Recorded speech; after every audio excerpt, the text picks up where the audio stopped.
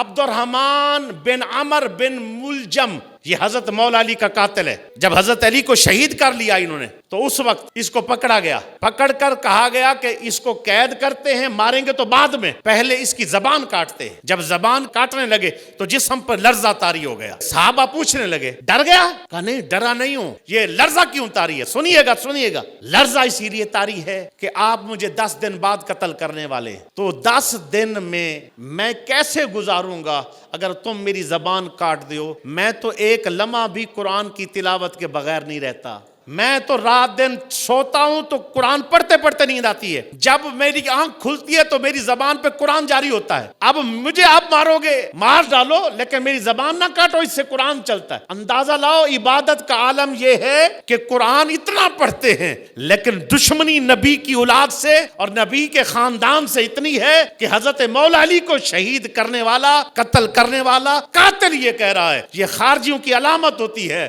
کہ وہ عبادت پہ تو زور ہوگا لیکن نبی کے ساتھ اور نبی کی اولاد کے ساتھ ویر ہوگا۔ بھئی 6 اہل بیت کے افراد حضرت امام موسیٰ کاظم تک، امام احمد رضا تک جیل میں رہے ہیں اور ان لوگوں نے زہر دے دے کر ان کو قتل کیا ہے۔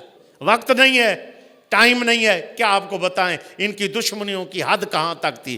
سارا دن قرآن پڑھتے، ساری رات قرآن پڑھتے اور سجدے کر کر کے ان کے ماتھوں پر نشان پڑ گئے اور ان کے جسم ایسے ہلکے ہو گئے، رات دن کھڑے رہتے تھے جناب والا قرآن پڑھ کے، لیکن وہ قرآن ان کو ہدایت نہ دے سکا۔ کیوں؟ وجہ کیا ہے؟ آپ کے ذہن میں بھی سوال آئے گا نا، میں سوال کا حل دے رہا ہوں، میرے ذہن میں بھی آیا۔ یا اللہ اگر وہ تھے اتنے منافق، جانا جہنم میں تھا ان لوگوں نے، یا اللہ اتنی ان کو عبادت کی توفیق کیوں دی؟ سنیے گا وجہ کیا ہے۔ وجہ یہ ہے کہ جس وقت بندہ ایک کام کر کے محنت کر کے مال جمع کر لیتا ہے، اب اس کو یہ ہوتا ہے اس مال سے میں فائدہ اٹھاؤں گا۔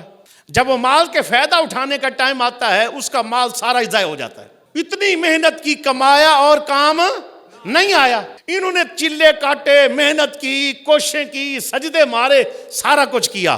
جب گئے نا وہاں چٹ دی اعمال کی، اتنی عبادت، اتنے قرآن، اتنا فلاں، اتنا نفل، اتنا یہ، اتنے صدقے، اتنے سب کچھ پیش کیا، کہا جانے دو اب قرآن پڑھنے لگا ہوں۔ سورہ صافات آیت نمبر 25، واقفوہم، روکو ان کو، انہم مسئولون، ان سے سوال ہونا ہے۔ قرآن لے کے آئے، سجدے لے کے آئے، حج لے کے آئے، عبادت لے کے آئے، سب کچھ لے کے، عمرے لے کے آئے، جنت کی ٹکٹ پاس ہے، جنت جا رہے، جنت کے دروازے پر کھڑے ہیں۔ واقفوہم انہم مسئولون، ان سے ایک سوال باقی ہے، ابھی بھی باقی ہے۔ کہاں؟ ہاں کیا سوال ہے؟ کا سوال یہ بتاؤ اہل بیت سے پیار تھا کہ نہیں؟